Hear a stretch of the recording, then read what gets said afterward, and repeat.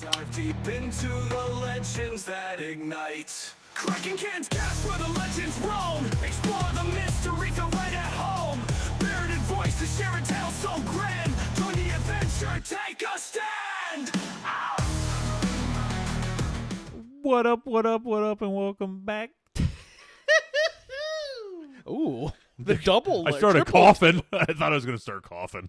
I got a little scared. The Cracking Cans podcast where we crack open a cold one and dive into the weird, the haunted, and the straight up cursed. Did I do it right this time? Yeah, that's good. All right. I feel like I somehow managed to mess that up every week. It's just like one word, too. Every week. Yeah. And it's a different one. Mm-hmm. So I remember the one I messed up from the week before. But so, yeah, we're back for another week. Yeah, that's all I got. That's all you got? That's all I got. Want to give... Oh, hold on. Okay. I'm Mike. He's Corey. Go ahead. Yeah. I want to With an E. Yeah, with an E. Don't get that messed up. No, Don't get that I meant twisted. Mike with an E. Oh, well, Corey with an E, too. Oh. Yeah. All right. I want to give a shout-out to Cryptids and Cold Ones, who sent us a 12-pack of some brewskis. Oh, yeah. And it was a long time coming. They were really milking our chain. Yeah. Well, I think they were probably just hoping we would send them something, which I don't blame them because I feel like we were doing the same thing. Yeah. But now we got that. I don't want to be ghosted. I don't want to Yeah. be the one to send beer and then not get any return. So now they're going to get ghosted. But, yeah. Yeah. So thanks for the beer, guys. No, it'll be coming Christmas 2032. So enjoy. But it's going to be bought now. Yeah. So it's going to suck by the time you guys get it. And speaking of this, I was thinking of something today. I didn't run it by you, but I'm going to throw it out there right now. No.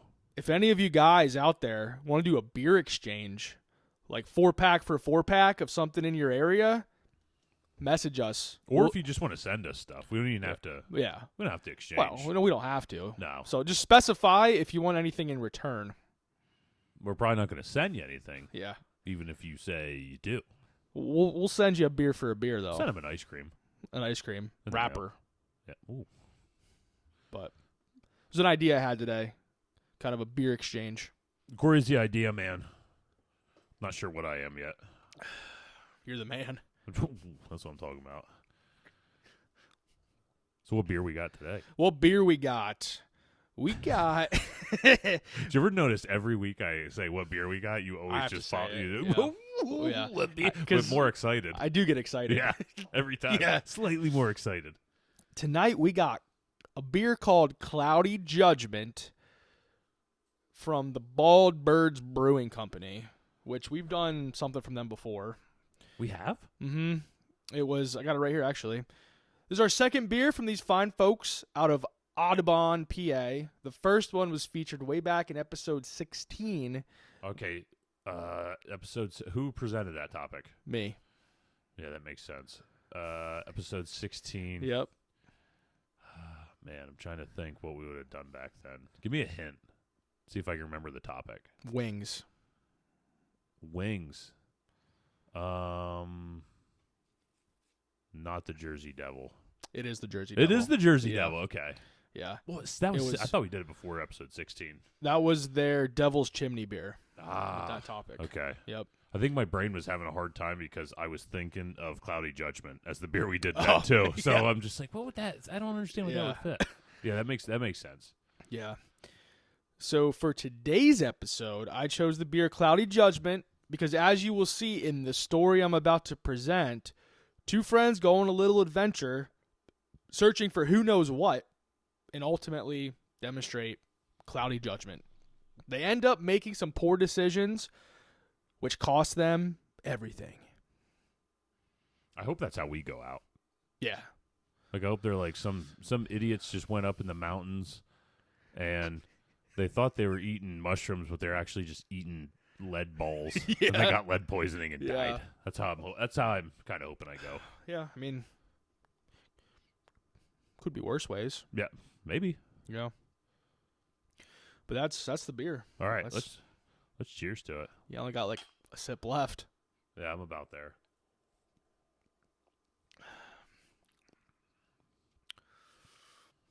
Oh, and I didn't say this is a New England IPA coming in at 6.3%. And I think it's really good. It's not super hoppy. Mm-mm. I like a little more hops in mine. I'm not Yeah. saying this is bad by Yeah. any means. But, Yeah, it's not hoppy at all. It's yeah. pretty smooth, right down the pipe. It's mellow. Yeah. I like it. It's a good beer. Be just a good sit back on Good. your lawn chair, mow the grass, drink some brewskis. Hell yeah. Not that we ever know what that's going to be like after you get 70 degrees one day and we're just back in like the 30s and 40s. Yeah. It's crazy. Yeah. Might be drinking these, plowing some snow. Who the hell Yeah. knows? Listen, that's how you know I'm an old folk, because I just always comment on the weather. Yeah. I finally made it. You made it. He did. Looks like I He's fucking made here. I'll it. give you one of them. I saw your fist there. I just went for it. It was coming this way, and I knew you were going for this, but yeah. I actually had a song queued up for Momo, but I didn't sing it at all. What was that? My whole I was just gonna go like Mo, Mo, Mo, Mo, Mo, Mo, Mo, Mo, Mo, Mo. So I feel like I'm due for a couple. So I haven't done songs in a while. No, you hit him hard for a while. did. A long while. Yeah, Had so some good ones. I'm bringing them back by popular demand of myself. When I have to do the audio for these episodes, I want to listen to myself sing, Yeah. serenade myself. Make cracking cans great again. That's right. And with that, Let's go there. okay. But before we go there, we got some sources. Sources. Sources or sauces. Sources or sauces? Whichever you want. Are you asking me which one of those Yeah. I want sauce. You know want that. sauce? Okay. You know I want, always. Don't be asking stupid questions, Corey. You know I want sauce. Two primary sources I used was pmig96.wordpress.com and www.headcountcoffee.com. And also listen to some podcasts and stuff, but Is that a coffee shop? I didn't really dig too much Any into good it. podcast you want to shout out? This Paranormal Life. They had This Paranormal Life. Those guys, they're funny. they had a You like two-parter on the Did they really? on this Nice. 2018 I think it came out. Whew. Were we born? I don't even know if we were born then. Might have been in first grade, I don't know. Yeah, probably about right. For you. Yeah. All right, here we go. Let's go. You better buckle up for this one because this shit gets So I going into it, I know a little bit about this one. yeah. So I'm prepared. I'll put my thinking cap on. It's strange. The whole thing's strange. It's weird because with the big Bigfoot flap in Ohio, I feel like I have to take off my Bigfoot cap and put on A lead mask. A lead mask. Yeah. Cap. Yeah. Yeah. Yeah.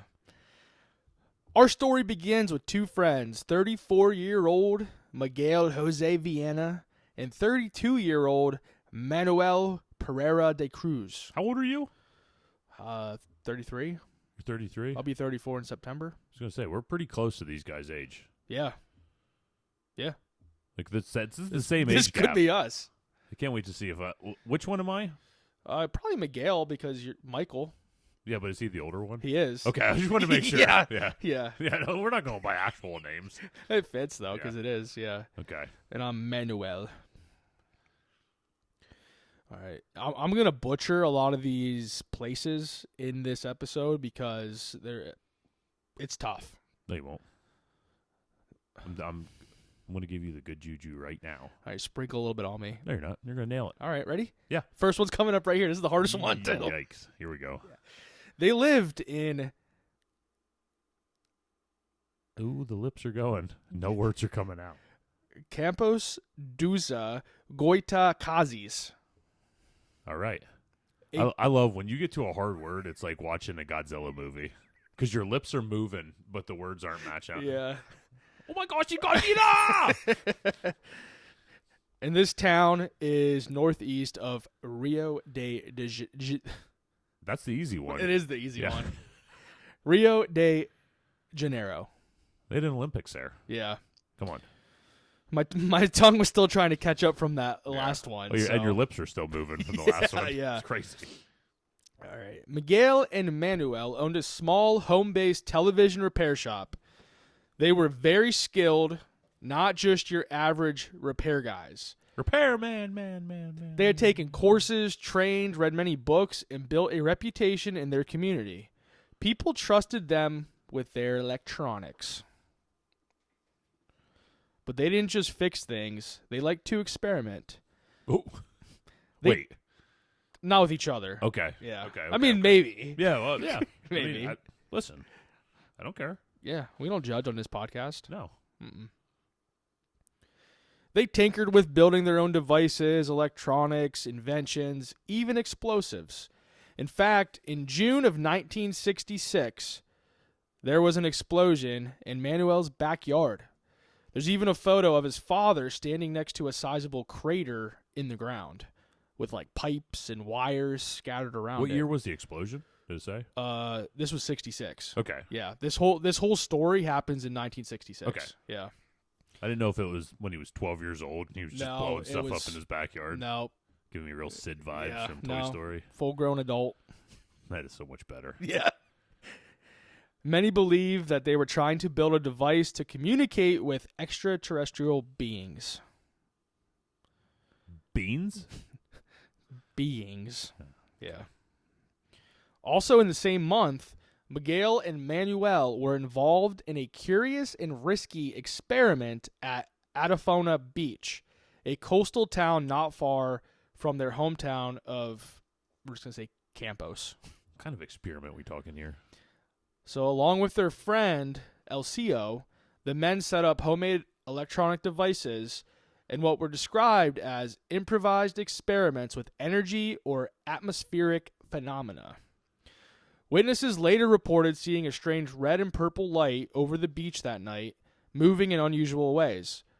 Shortly afterward, there was a loud explosion, though the exact cause was never fully determined. Some suggested it could have been a chemical reaction from their devices. Others speculated it was minor detonation from their own electronics. So, Chemical from their device? What kind of devices? I don't know. Yeah, That's crazy. Yeah. So, I don't know if like after this happened, they like got out of there before it could be like looked into more or what. But Or there's was it like their devices needed so much energy that they were just using other things to power their devices? yeah, I don't know. That's crazy. But yeah. So these weren't just repairmen. These were guys pushing boundaries. Fast forward 2 months to August 16th, 1966. In the middle of the night, Manuel tells his wife that he and Miguel are heading to Sao Paulo in the morning to buy a used vehicle and electronic parts for their business.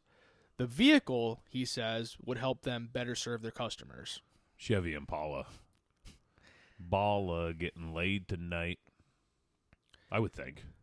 Probably like that goldy color. Yeah, I can see that. They say it's the most desirable color. Man, they could fit some electronics in there. Oh my gosh, yeah. Yeah.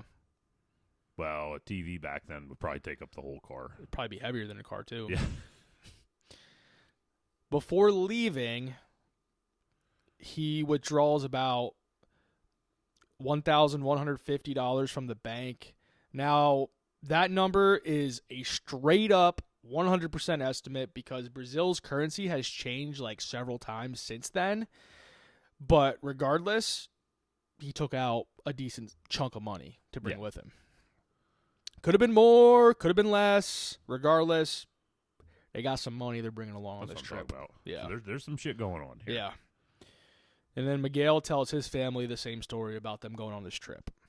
If you woke up 7 o'clock in the morning, you said you had to go do some stuff. Mm-hmm. You took $1,000 out. Where would be the first thing you think your wife would think you're going?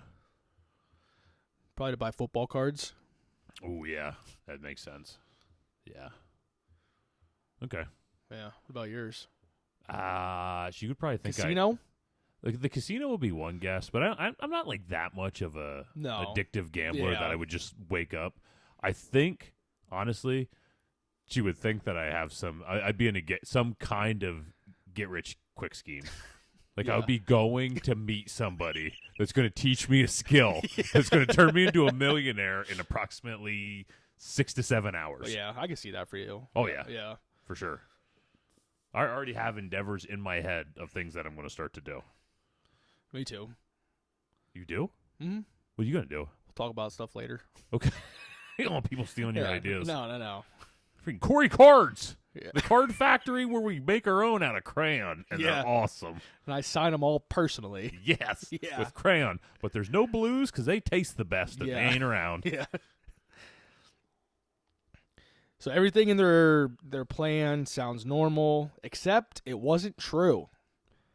Sao Paulo was an 11 to 12 hour trip.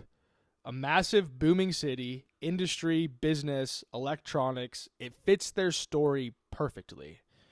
But instead, the men go somewhere else entirely. They head to Niterói, which is just 4.5 hours away. And it's a much smaller city across the bay from Rio, more underdeveloped, not known for electronic markets, not a place that makes sense for their supposed mission or adventure, whatever you want to say, their trip. And to this day, no one knows why they lied. Maybe it was to avoid questions. Maybe they didn't want anyone knowing where they were really going. But whatever the reason, it was intentional. Do you ever have a really good idea in your head? And you know that nobody else is going to think it's a good idea, so you pretend you're going somewhere else, but you're really going to go do your good idea. Yeah, probably. I'd have to sit here and think, but I'm I sure. mean, I can't think of a specific time, but I know there's times Oh, yeah. where it's like, I'm not gonna lie to my wife, but I'm definitely gonna lie to her right now because she's gonna think this is the dumbest idea she's ever heard, and I don't want to be talked out of it. I think a lot of times mine involves buying beef jerky. Beef jerky. Well, you do Yeah. buy a lot from the local hardware store Oh, yeah, but sometimes I go out of my way. to buy beef jerky. Yeah, but I like rationalize it that it's like it makes sense. I got bad molars, so beef jerky is it Mm, just doesn't work right for me a lot of yeah, times. and it gets stuck in the front. Well, dude, if it gets stuck in the front, that's some thick cut beef jerky. Let's be honest. You can freaking floss this with the same thing they used to dock the Titanic, the same rope. Yeah. I think a lot of times when I tell a white lie, I like to call it a white lie because it's not as bad then. Yeah. When I tell my wife a white lie because I know she's going to try and talk me out of it. And I don't want to, I know it's a bad idea, but I also don't want to be talked out of it Yeah. because it could be a good idea. Casino, baby. I have to think. I'm sure I got some good ones, Oh, though. yeah. Yeah. I think we all do. And I can't think any specifically. But Yeah. Because I think we're similar in that we get really hooked on different things like easily and like yeah, kind we of get obsessed. you and over I it. get hooked on things, but our approach is totally different. Yeah. Yeah. Like you go, all right, so I would say this is, and you can tell me if this is fair. You get hooked on something, you go and buy it, and you start doing it right away. Yeah. I get hooked on something, and I look at every single thing I can buy to do it. Yeah.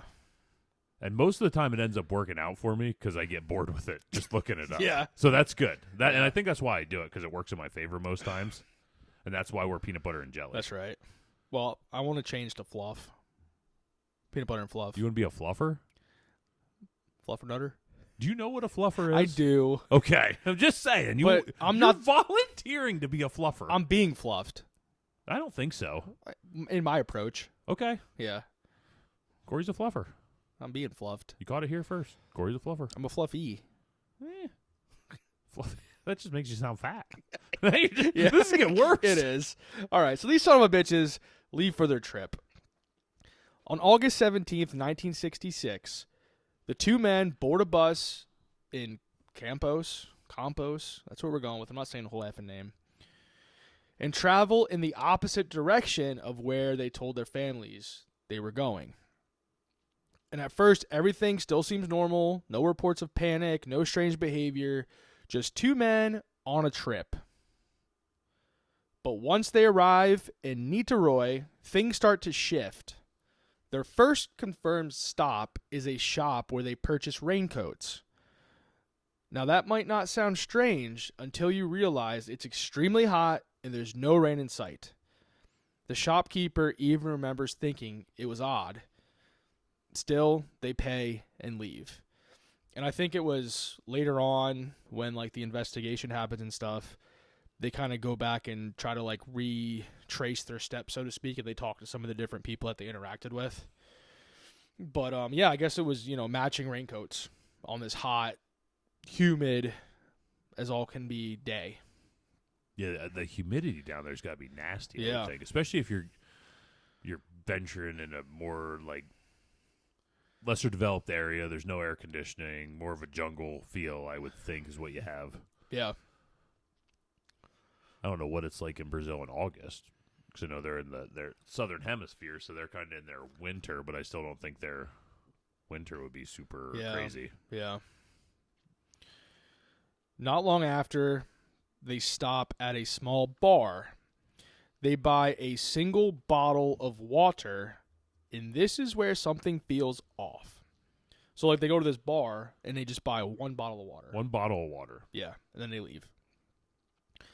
A waitress notices that one of the men seems uneasy, checking his watch repeatedly, not casually, but constantly.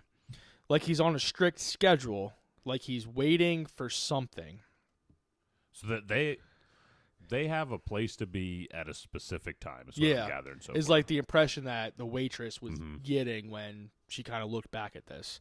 And it makes me wonder too, because I don't like this waitress probably saw how many people between the time they were there. But these two oddballs stand out. Yeah, like there's something about them that had to stand out. Yeah, they're two mother effers in raincoats. Wait till you hear what else they were wearing. I'm saving this for a little later. Oh, I can't wait. So yeah, they have to be wearing Officer Dangle shorts, cowboy boots, and Officer Dangles. Oh. And this is the last time anyone sees them alive. Damn. From there, they head towards Vintang Hill, which sits just outside the more urban parts of the city. This is more isolated, less developed, not a tourist spot, not a business district. Locally, it had a reputation. People reported strange lights in the sky, unexplained sightings happening. And this is where the two men are going, to this hill. They're gonna die on this hill. Yeah. So they must have had. I mean, I don't know if spoiler alert. You just told me they're dying on the hill, but this must have been something they really had to prove. They were fixing to die on this hill. Yeah. Figuratively and really. Really. And really. Yeah. Really Yeah. did. It's looking really. They're gonna really die They woke up dead on a hill. on a hill. Can't wake up dead on a hill. The hell you can't. Just ask Miguel and Montoya. What's the other guy's name? Manuel. Manuel. Ooh. Manuel. I don't even know. It's like Noel. Yeah. Like you? Noel. What is it? Noel, like Christmas. Like Noel, Noel. Yeah. Man. Born is thy King of Israel. Just say man in front of it. Manuel. No man, Noel. Dying on this here hill while we wear our raincoats and hopefully some dangly shorts. They reach the base of the hill and begin their climb. At first glance, it doesn't look like much. It's not some massive mountain, but it rises sharply. Thick brush, tangled vegetation, narrow dirt paths. The kind of place where the deeper you go, the quieter it gets. There are no signs, no clear trail, just dirt, rocks, and dense greenery closing in around you. Every step gets steeper. The humidity sticks to your skin. The air feels heavy. Witnesses later say they saw the men partway up the hill, already sweating, already committed, not turning back. As they climb higher, the noise of the city fades, traffic disappears, voices disappear. All that's left is insects, wind through the brush, and then almost nothing. The terrain gets worse. Loose dirt, slippery spots, roots catching your feet. This isn't a casual hike. It's deliberate, and it takes time. Close to an hour or more to reach the top. And here's what makes it even stranger. One of the men wasn't known to be in great physical shape. According to the family, this isn't something he would normally do. This is a big fat fucker. I mean, looking at the pictures, they Okay. Well, they didn't look like big fat fuckers. Yeah. Well, fat in Brazil is different than fat. True. He might have just had a bad heart. Yeah, dude. If I went down to Brazil, they'd look at me and be like, "Oh my god!" Me too. Yeah. How the hell he get off the plane? They think we're fucking sumo Yeah, wrestlers. you're freaking right. Yeah.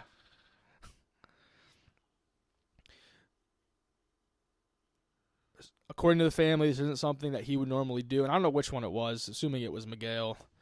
Yeah, it checks out. Not in that heat, not on terrain like this, but they kept going higher, further away from anyone who could see them, until they reached the top, a quiet clearing overlooking the city below. That's where they stop. Let's go take a beer break. Beer break. Okay. All right, we're back from beer break, and I need to hear more about Miguel and his friend. Okay. Well, they're dead. They woke up dead. Yeah. They're dead. Son of a bitch. This is where the story takes its turn. August 18th, 1966. So this is the next day. 17th is when they did this whole trip, climbed the hill. Were the morning on the next day, August 18th, 1966. A boy was on top of the hill hunting small animals. He saw two men lying on the ground.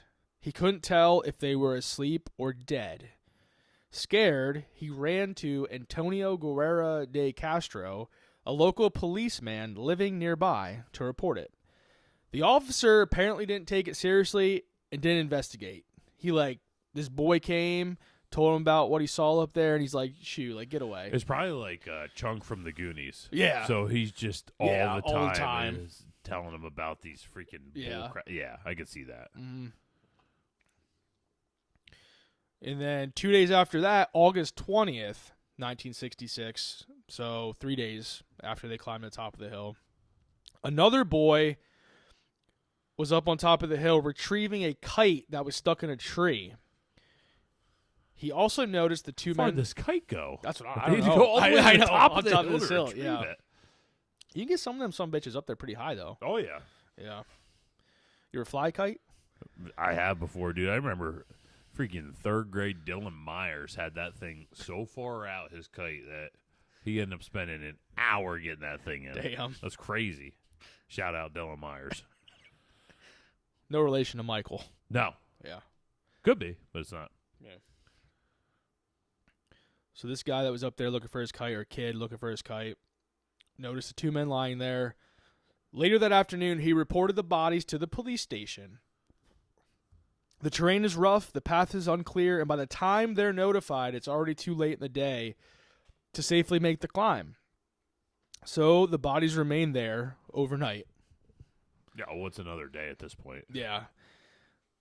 Next day, August 21st, that the investigators finally reached the top of the hill and begin to understand just how strange this scene really is. And it took them 2 hours to get up the hill to the bodies. I think there was some firefighters with them and stuff. They had a whole crew of people. Were they wearing raincoats?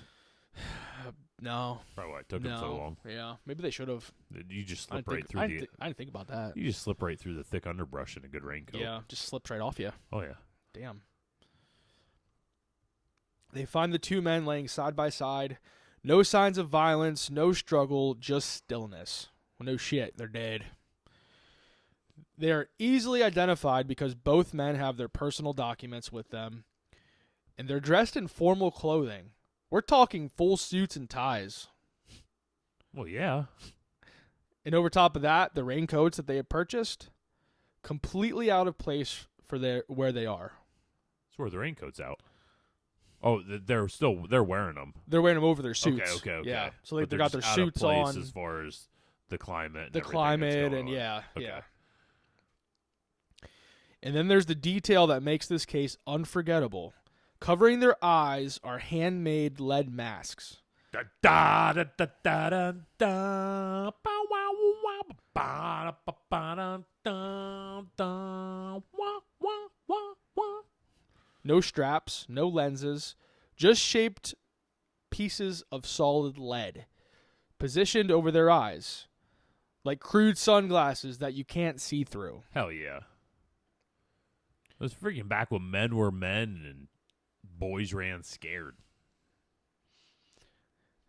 We don't know what was said between the men on that day, August 17th, when they climbed that hill. We don't know if they hesitated, but we do know that they didn't end up there by accident. Because when investigators search the scene, they find very specific items. So the lead masks, an empty water bottle, wet towels, and in regards to the money, some reports that I found say the money was missing. Others say some of it was missing. Some reports say there was no money at all, or there's all kinds of different reports regarding the money. So I don't know. I couldn't find a concrete answer regarding the money that they had carrying on them. I know you started that out by saying, like, what did they say to each other when they got up there? Something along those lines. Yeah. And it's like, did you bring your lead mask? Hell yeah. It's like, that's all they needed. Yeah, I brought it extra just in case. Oh, 3 lead masks? That's crazy. Yeah. In case they picked up a hitchhiker on the way. Yeah. And then I would say the most mysterious or strange thing that was found was a handwritten note with precise instructions that read less like a plan and more like a procedure. The note read, 1630, be at the specified location. 1830, ingest capsules. After the effect, protect metals, await signal mask. So it's hard to, because it was written in Portuguese. Yeah. And it was written with, like, the punctuation and stuff in Portuguese wasn't really clear. Like, it almost looked like just a quick note that somebody jotted down. You know what I mean? Like, it was something that they knew what it meant, but they didn't really care if others knew what it meant, because they knew what this message meant. Which that makes sense to me. Yeah. In a way. Yeah, because it seemed like it was just jotted down on like a piece of paper. Yeah. You know? So it was 4:30 p.m. was when they had to be at the specified location, and then 6:30 p.m. ingest capsules, and then it says, after the effect, protect metals, await signal mask. So that's the part that, like, baffles everybody that looks at this case. Yeah. I think we need to ingest capsules to understand. Yeah, I think so. Might be the best thing to do. Yeah. So, like, are there any thoughts you have just about that message? And I can read it again if you need me to. I've looked into this topic a little bit before, so I have like kind of an idea. Read the last one again, like the whole thing. I'll just read the whole thing. Yeah. Yeah. 1630, be at the specified location. 1830, ingest capsules. After the effect, protect metals, await signal mask. The way it's worded, after effect. Yeah. So, like, you would assume they're taking some kind of capsule, some kind of drug, they're going into some kind of psychosis, whatever. Yeah. But just wait for effect. So you ingest these and you wait, because these capsules are going to tell you when it's time to go with the rest of your plan. But I like, what was the end? Mask? Protect metals, await signal mask. Mask. So I feel like mask was written there at the end, like, don't forget your lead Yeah. mask. Yeah. Because this is going to get wild. Await signal. Yeah. But son of a bitch, do not forget that mask. Yeah, you'll know the signal. You don't need to see it. You'll just know what the signal is. And the Yeah. signal will be, you're freaking dead. You're dead. Yeah. Yeah. But yeah, it's interesting. It's strange. And then there was also a small wrapping, like a small piece of paper, believed to have contained the capsules, but the capsule themselves gone, never found. Yeah. So obviously More than likely ingested. ingested. Yeah. And here's where things get even more confusing. That note, the most important piece of evidence in this entire case, was originally, like I said, written in Portuguese. So over time, it was translated differently. Okay. So it's hard to really. I mean, I saw the way, at least the one source that I was looking at, they had a picture attached that had the actual original. Yeah, so there should be no Yeah. if Yeah. they have the original picture. Yeah. At least I mean, Yeah, if it actually is. Right. I don't know. But Yeah, but there's the original picture out there. There's only Yeah. really one way I feel like it can be translated. right. Yeah. Technology we have today compared to the 60s, you know. Yeah. Or 60 years later, we should be able to translate a note. Yeah. The thing is, too, about it that I thought was interesting, if you add like a period or comma in different places, it changes it 100%. Oh, yeah, I believe like that. to a Yeah, different yeah. way. Yeah. So like I was looking at it different ways. Like if you put a period here or there, it's like holy shit, it changes the whole like Yeah. the whole thing. Oh, and this was pretty cool. I thought some contemporary newspaper reports from 1966 describe a second handwritten note. This one outlining a multi-day capsule schedule: Sunday, Monday, Tuesday, Wednesday. So they're building up to something. Yeah, it was like Okay. this day take one, in the morning. This Yeah. day take one on an empty stomach. This day, so it was like they were following a schedule for like, 4 or 5 days. Assume the schedule they got from somebody. That's yeah. Yeah. Yeah. I couldn't find conclusively that was legit in the case, but it did come up on a lot of the sources and stuff that I heard. So Mm-hmm. the autopsy. Once the police reached the top of the hill and recovered the bodies, a formal investigation began. The case was headed by Jose Venancio Bittencourt, the chief officer of the local police station in Nitroy. He sounds like a fancy pants a little He bit. does. Bittencourt? Yeah. Yeah. Watch out for those Bittencourt. The bodies of Miguel and Manuel were taken to the coroner's office for examination. That day, however, the office was unusually busy. Earlier that morning, Hilton Magalhaes, an important detective, had been murdered, and his body had been brought to the same office, likely taking priority. As a result, an assistant of the coroner was left to handle Miguel and Manuel's case, preparing the bodies himself, including the removal of internal organs for autopsy. Remarkably, even under these unconventional circumstances, the autopsy found no signs of violent trauma or injury on either man. And basically, what I saw with that is he pretty much fucked up the whole autopsy process. It can be tested for the drugs and Yeah. stuff. So Yeah. they have no idea what drugs these people ingested. Yeah. No clue if it was a true overdose or if something else happened. No. They have absolutely no idea. Yeah. All because of this fumble Mm-hmm. at the coroner's office. Yeah, which I think I have somewhere down here, but on August 22nd, 1966, Miguel's brother, Hervé Viana, went to the coroner's office to claim the bodies. 2 days later, on August 24th, Miguel and Manuel were buried at Caju Cemetery in Campos. Yeah, so it's even quicker. They're just out of there. Yeah. Like the organs were taken out and everything. Yeah, there's no foul play. We have Yeah. absolutely no idea what else could have happened. Yeah. And here's the bodies. Yeah. Bury Like, them. it was quick. Done. Yeah. Around the same time, a reporter visiting the coroner's office discovered that the internal organs had been discarded without proper testing. They had been left on a shelf for days, deteriorating beyond use. So just done. Yeah. Toast. Additionally, the office lacked the proper equipment to carry out all necessary tests, leaving the cause of death a mystery from the start. So yeah, the Just whole thing fumbled it from the very start. get-go. Yeah. It was just doomed from the beginning. Yeah. All because there was some fancy pants detective got killed beforehand. Interesting. Yep.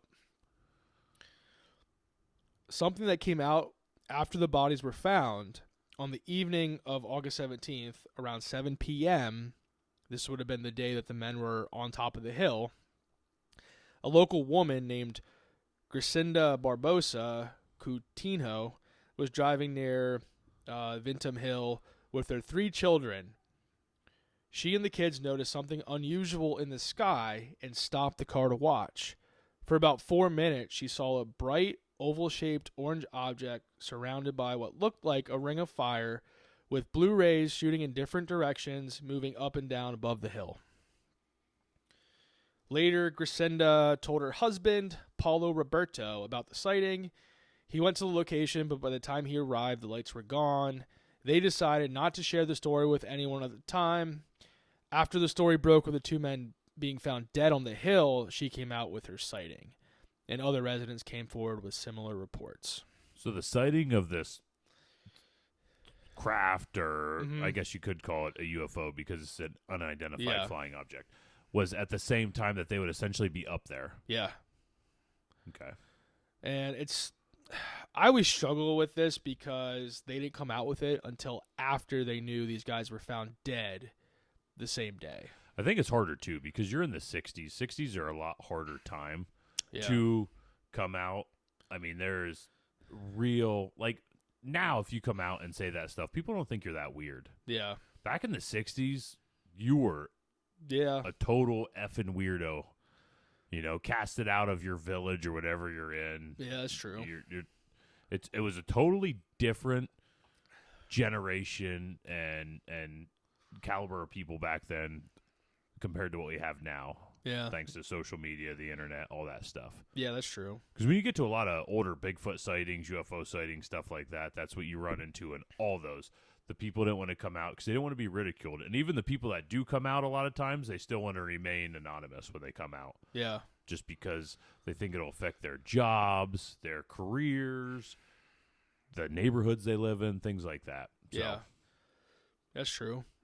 And at first, too, I was thinking, well, these guys had that thing that happened on the beach where they were creating all kinds of shit going on. But then I was like, well, they didn't find anything on top of this hill of like any type of electronics or devices or anything True, like that. and what you said, how hard it was for the cops and stuff to go up this hill. Do you really think these guys are dragging stuff up there unless there was stuff already up there waiting for them or whatever? Like, the thing that I think about in this whole story is that there had to have been a third person. What makes you think there's a third person? Oh, I don't think I went over it yet. Well, we'll kind of talk about that at the end. Okay. Kind of like it just doesn't. I don't know. It just doesn't feel right. It just doesn't sit right with me. I feel like somebody else is involved. But the investigation. So police began questioning neighbors near the hill, and I'm not sure how close this house was to the spot on this hill where these men died. I mean, I looked up on a map, like, just what was kind of around this hill, and like there's houses around the hill and stuff, but I couldn't really tell how close to like the top of this hill, if there was any houses on the hill, or I don't know, but there's houses around the hill, so I don't know if it was like the closest house to them or what. But so they started questioning neighbors, the police. Carlos and Luisa Masario de Vasconcelos. Oh, you nailed that for sure. Who were supervising renovations at a nearby house, mentioned a collection of religious images and statues inside the home. They denied any connection to spiritism or other spiritual practices. That's what I'm going to go over here with these guys, is they were like big time into spiritism, trying to talk with people who have died, talking to extraterrestrials. Like, we're going to kind of get into that here with some of like the theories and stuff. But these people denied any connection to spiritism or other spiritual practices. Investigators also returned to the hill to map the area and discovered a small cement marker about 30 centimeters tall, which may have been used as a reference point for a meeting. You know, that's just a thought they had, but there was something sticking in the ground where these guys were found, like a cement marker that was in the ground. So I guess that's part of the reason I feel like there's a third person involved. Like, somebody placed this marker there and said, you know, you guys need to meet at the cement marker on top of the hill. So a third person that wasn't maybe there at the time, though, right? when But that was everything went on. somehow involved with this. I don't know. That was one of the thoughts I had just hearing about this cement marker that was up there. And I mean, granted, it could have been something that some random person placed there flying their damn kite or something. You know what I mean? It could mean absolutely nothing. But I also just think, like, it can't be the first time these guys have ever been up this hill. Yeah. I mean, granted, they live 2 or 3 hours away. You can't tell me they ever just left their business, locked the doors, and they just went and climbed up this hill because something was calling to them to take them there. Yeah, you're right. I didn't think about that. They could have been up there times before this. Yeah. On August 25th, while examining the lead masks with journalists, Chief Officer Bittencourt experienced a sudden allergic reaction, developing red spots across his body. A small but memorable detail in an already strange case. This is dealing with the masks? Yeah. Okay. Yeah. By August 26th, since the first autopsy had failed to determine a cause of death, investigators called Dr. Alberto Ferra to review the findings. His conclusion confirmed the mystery. The cause of death remained unknown. We still can't figure out if it's lead poisoning or a drug overdose at this point. No. 'Cause I feel like those are the only two we got. So, Yeah. like, legitimate ways that these guys could have died. The investigation deepened on August 27th when the federal police joined the case, extending inquiries across 4 states of Brazil. And also the Army, Navy, Air Force, Secret Services also became involved, of Brazil, not the U.S. Because at first I was like, damn, U.S. got involved in this? But no. Got our hand in everything. Yeah. Now it was just strictly the Brazil's peeps. They investigated whether the deaths were related to the earlier explosion at Atop Beach. Because at this point, they were worried about, national security, like what the hell's going on. Yeah, that makes basically. sense. Authorities revisited Campos dos Gargoyles. There you go. Yeah. That's definitely how it's pronounced, I think. To examine Miguel and Manuel's lives. Elcio, a friend, I think I mentioned it. I might have mentioned him earlier. The beach guy? Yeah, he was the guy at the beach. Oh, okay. He's like one of their friends. So Elcio, a friend who practiced spiritism, was questioned multiple times. He claimed he had only offered spiritual guidance to the men and knew nothing of their final actions. Witnesses described Miguel and Manuel as deeply interested in the supernatural, frequently participating in spiritual sessions with Elcio and other experiments at Atafona Beach. So you know what I figured they're doing out on the beach? Butt stuff? Well, it could be butt stuff, yeah. No, No. Ouija board. Oh, yeah. Just took a Ouija board out there and just get wild. Yeah, butt stuff on the Ouija board. But I don't know about that. That's really I wild. don't know how that little thing would get moved around then. Oh, I know how. Yikes. Ooh. Keep going. All No. right. No, me. No. Just so we're all on the same page, Spiritism is a belief system popular in Brazil that teaches the soul survives after death and can communicate with the living. Some followers also believe in life on other planets, often viewing those beings as more spiritually advanced rather than traditional extraterrestrials.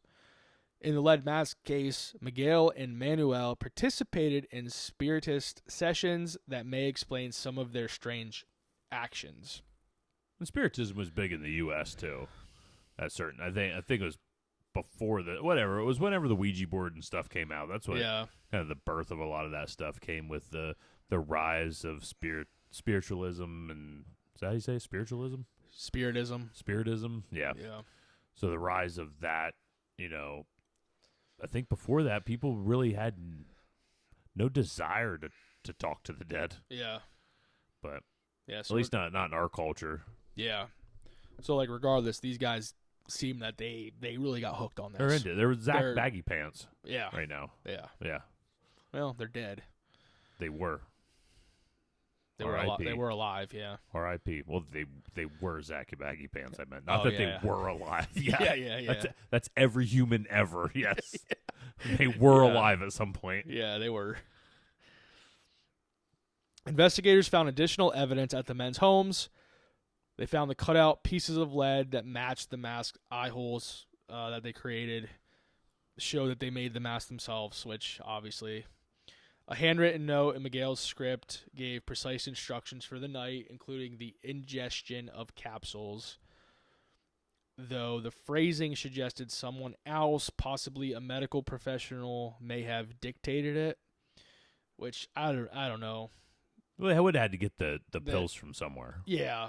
I mean, they could have got it from Pablo in the alley, too. You know what I mean? Yeah, I don't think that was as big back then, though. Yeah. As far as, like, there was no opioid epidemic back there and stuff like that. So I think it was hard to get medicine from an alleyway. So I could see that there needed to be some pharmacist or chemist or whatever, however they call it down there, that would be able to get them the medicine in some way. It could have just been some illegal shit, though, that somebody just concocted into a... That could have been, yeah. Like, this LCO guy is, like, the guy that, like, sticks out to me throughout this whole thing.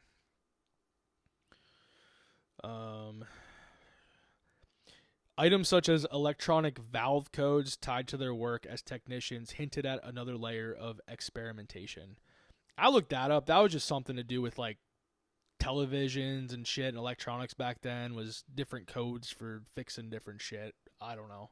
That's about as far as I dug into that. Yeah, he ain't carry no TV up there, so I don't see how that's going to help him.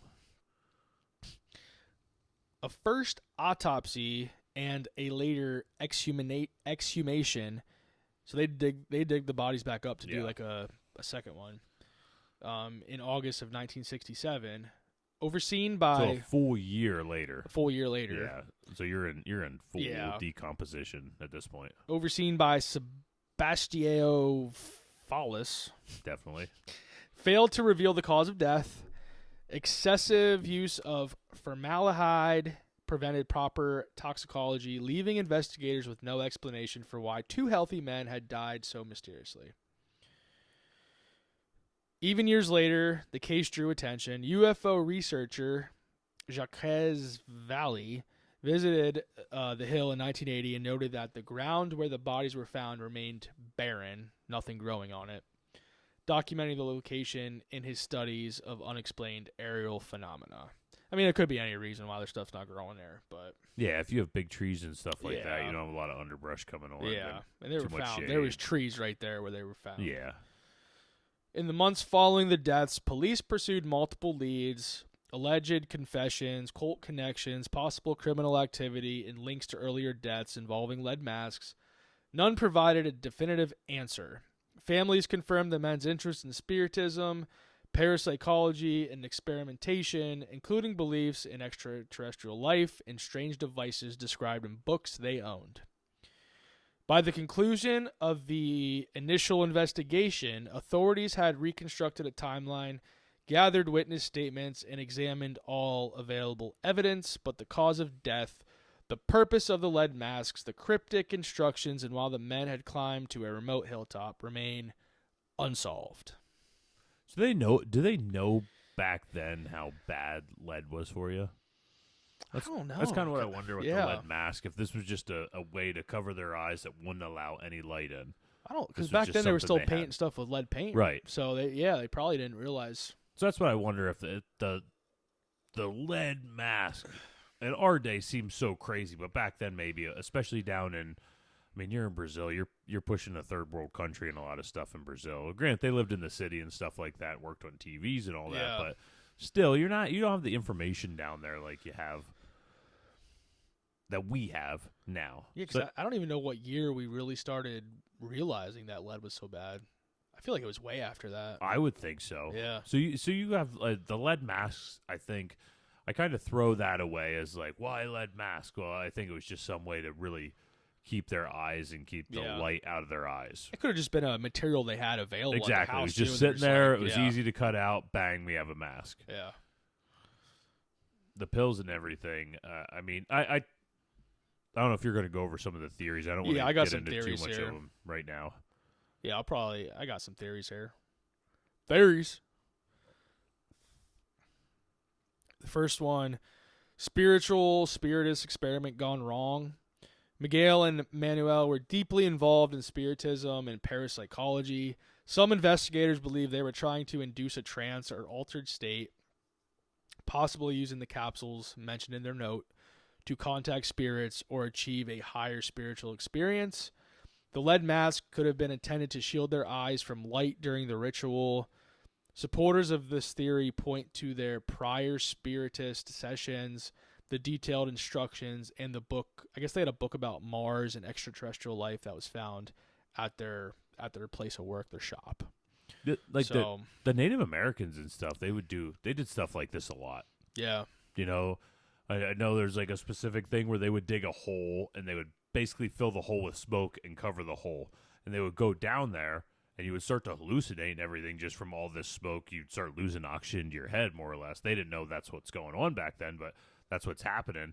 And you would be able to have these out-of-body spiritual thoughts, dreams, whatever you want to call them, because you're basically losing oxygen to your head. You're dying in a way, Yeah. you know? Yeah. So you're going into the unknown because you're dying. Yeah. And that's kind of what I would lean with these guys is they take these pills and more or less you're pretty much going to die. But you have the hope that you'll die and come back. Yeah. You know what I mean? Like you'll die real quick and come back, but the time you get to spend in that other realm, you get to figure out what you're trying to figure out. Yeah. The lead masks, I don't totally understand why you want to cover your eyes. Yeah. Then the next one, which, we already kind of talked about, poisoning or accidental overdose. The handwritten note obviously mentioned ingesting capsules, which has led to speculation that the men took some kind of chemical or poisoned themselves. The capsules were never found, and toxicology was inconclusive due to improper handling of their organs and later exhumation. Some think it was an accidental overdose, while others wonder if someone else administered the substance to them. Yeah, I think there would be some kind of evidence up by. I know it was a couple of days, but there'd be some kind of footprints or something. I don't know. But if there's other people up there too, Locals you know what I mean? Like yeah, people with kites and stuff up they would there. see somebody then. Yeah. Because the whole story really goes, these two Yeah. guys were seen together. Yeah. So they go all the way up here and meet this one person that gave them drugs, killed them, and then just ran down the hill. Maybe. Yeah. I mean, I'm not saying it's out of the realm, but Because it would have been getting close to nighttime by the time they were up there, you know what I mean? So if this other person but got if you're up just there, going in a drug overdose, Yeah. why do you need a third person there? Yeah. You're just taking the drugs, Yeah. you know? Yeah. I don't know. There was another thought of espionage or secret experiment. Miguel and Manuel were skilled electronics technicians. Some suggest they were involved in secret experiments, possibly testing radio equipment codes or other energy projects. The remote location and isolated hilltop would have been a good place for transmissions. This theory connects to earlier incidents like the explosion at Atafana Beach, which military authorities investigated, and the presence of valve codes and electronic materials found with the men. Then there's the thought that possibly murder or robbery setup. Another line of thought is that the men were lured. That's one of them words, dude, that Luard. get me. Luard. They were lured to the hill by someone, possibly under the pretense of a spiritist experiment, and killed for money or revenge. Some evidence supports this. 2 boys reportedly saw the bodies before the police arrived. The men were carrying a large sum of money, and there was a small cement marker at the site, which could have been a meeting point. However, there were no signs of struggle or violence. I could see that. I could see why they would take the money out. Yeah. That makes a little bit of sense to me, I feel like. I could see you twisting too in that with like the pills and stuff. If they like pretended to be these like spiritist guys, Yeah. and they had these pills, and like, Here's you your guys need to pills. take these pills, and they Even knew it was going to kill them, and then they take the money. Yeah, and You know? it could even be like you take these pills and go to this marker, which you know they're going to go up there, overdose, die. Yeah, They don't necessarily have to be up there with them when all this goes Yeah. down. They could just go up there the next morning Yeah. and find them up there and take the money that Yeah. they need to get from them. Yeah. And then there's the UFO extraterrestrial connection. Several people reported unusual lights over the hill the evening of August 17th, including Griselda Barbosa Quintano, who described a bright oval orange objects emitting blue rays. UFO researchers like Jaquez Valley later documented the site and sightings, which fueled speculation that the men were trying to make contact with extraterrestrial beings, tying in with their interest in Martian civilizations from the books they owned. but I mean it could be. I don't know. Martians need money. Yeah, How they go buy their cable? the money that's no longer even in circulation. Yeah, they spent son it of a all bit. before it ever went out. Yeah, You know what I mean? yeah. Because if they saved it, they fucked. Oh yeah, they don't. Yeah, Martians don't save. no, They don't save. no. But yeah, I mean, I pretty much think the same thing. These guys accidentally killed themselves. They were deep into spiritism, experiments. They were trying to communicate with someone on top of that hill. They took these capsules that thought they would take them to like another realm, another dimension, and they fucking died. They had a good idea in Yeah. their own mind, I guess. Yeah. It's kind of like what you were saying. Like, you ever have a good idea, but like nobody You don't want to be else. talked out of it. Yeah. Yeah. It kind of ties right the hell in. Yeah. You're freaking right. Yeah. As soon as that dude woke up and he just slipped away from his wife, I knew he had a good Yeah. idea. Yeah. Yeah. The $1,000 is the part that throws it off. And it could have been more. I don't. Yeah, like, that's yeah, just that could be lowballing it. Unless that's what it was going to cost to buy these drugs that they planned on getting. I don't know. Yeah. But you would assume they had that before the morning they just woke up and went. Yeah. I don't know. Yeah. There's so many unanswered questions surrounding this case that we're never. Was gonna there know. multiple UFO sightings? Yeah. Okay, so there was a decent amount of people that saw Yeah. some sort of unidentified flying object. Yeah. Yeah. Okay. I mean, that makes... I don't know. There could be some alien involved. I don't know what for. I don't know why. Seems odd. And what do you think? So this was the one question too. Like, why do you think they were dressed in suits and ties? Well, if you thought you were going to go meet aliens, you I want to want to look your my best. That's Yeah. You're Yeah. you're representing the world. Yeah. I mean, I don't look good ever, so I'm probably going to wear my officer dangle shorts Yeah. with my balls hanging out the bottom. Yeah. As I get older, they hang lower. Yeah. But yeah, I mean, yeah, I would think. I don't know. Maybe Is there a Men in Black tie-in? that's what I'm wondering. I know, What, 'cause I what if the Men in Black met them at their place of work before this? Gave them know? the suits and said, "You must wear these." Well, not even that, but they met the Men in Black that had all this information on extraterrestrials and yada yada. They knew all this stuff. So all of a sudden, now you look at it like we want to dress like these guys. If we're gonna Yeah. go do this aliens shit like these freaking Men in Black guys Yeah. are, we got Yeah. to start dressing like them. Yeah. So maybe that's why they took all this money out to go get a real nice suit to be able to do this. Yeah. In their mind, an investigation. Because that's another thing with this. It doesn't say like when they put on the suits. Yeah, and if you put a poncho on because you want to keep these suits looking nice as you're walking through a thick underbrush, jungle, all that, then you're Yeah. going to be sweating your balls off. But Yeah. either way, you still, Yeah. I don't know. Yeah, it's interesting. Yeah. But that's pretty much it. Very interesting. I think I lean more towards a drug overdose, but I'm just not, I can't for certain say why they went there and why they overdosed on drugs. Mm-hmm. Like that specific spot. Yes.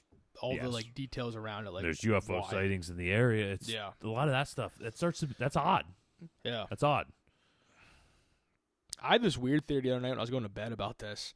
Like I was like half asleep. Okay, let's hear it. I was thinking like, all right, these guys, they thought that if they took these pills and died, their souls would be sucked up into these UFOs, and then they'd be able to like live in this other alien planet because their souls go there. Yeah. I mean, that something, yeah. The other night I was like half asleep. I mean, if you don't believe in heaven and hell, what's there to say that your spirit can't just go into a UFO when you die? Yeah. Yeah. It's I don't know. And I have this theory that whatever you believe in after death is like what happens to you. Yeah, Like whatever it is you believe in, that's where your soul goes. it's interesting. Yeah. Never shared that with you. Yeah, that's it. It's interesting. I mean, I can honestly confirm nor deny. Yeah. So Yeah. just know if I die before you, I'm gonna haunt your freaking Coke bottle wearing ass till you freaking die. You son of a bitch. So no folklore score though, I assume? No folklore score. No folklore score. Well, thanks, dude. That was good. Yeah. Good fun. If you enjoyed listening to old Coke bottles over here talk about the Coke bottle Corey. Coke bottle Corey talk about the lead mask case. Bottle And- Coke, BK. That's just bottle Coke. Bottle Coke, nah. Nah, it don't work. That's so dumb. You're right. I tried. Just be quiet when I'm trying to plug our socials here. All right, Bucktooth Mike. Bucktooth. But if you want to get more content, see shorts, see our pretty face, one, you can make sure to go over to YouTube because we have all these episodes are going to be uploaded in video on the YouTube. Hey, you can, and in the comments you can write who you think's cuter, Bucktooth Mike or freaking Coke bottle Corey over there. And you can follow us on. Oh, don't put those back on, Dude, I can't see. Gosh, I don't want to see you without those things. You're like the opposite of Clark Kent. You take those things off, and you're like less of a man. You're no longer Superman. You're worse. Fucking nerd. You dork. Put those back on. Well, make sure to follow us on Facebook, Instagram, YouTube, and TikTok. And then you can be aware of all content, all sweepstakes. Sweepstakes makes it sound like supermarket sweep. That's what I think of with the sweepstakes. I think of like the radio station. Yeah, that's true. But we do giveaways on the Facebook every once in a while with our friends at Rustic Supply Company. Make sure to give them a follow and a shout and tell them the Kraken guys sent you. And if you have a topic you want us to cover in the near future, send us an email at krakencanscast@gmail.com. We would love to be able to research any topics you guys give us. That's how we got the Portlock episode. Yeah. We did that. That was somebody wanted an Alaskan episode. Appreciate that. Bam. Yeah. Shithead, I think he said his name was, right? Like Yeah, that's what he said. Yeah. Shithead. So, Shout out to Shithead. shit. So I'm Crack Daddy Mike. I am OUT, and I hope you guys have a good week. I'm the BK Corey, and I hope. He is so stupid. Oh, Mike's Sorry. dumb. Go ahead. I didn't even What get were to you finish gonna my say? thing. You're Go so ahead. dumb. He couldn't. Stupid. He's dumb. He just Stupid. jumps right in. Stupid. Dumb. Stupid. BK Corey. Stupid. I'm out. Mike's dumb. I gotta pee. Corey stupid, Corey stupid, Corey stupid, Corey stupid, Corey stupid, Corey stupid, Corey stupid, Corey stupid, Corey stupid, Corey stupid, Corey stupid, Corey stupid, Corey stupid, Corey stupid, Corey stupid, Corey stupid, Corey stupid. Like join the quest.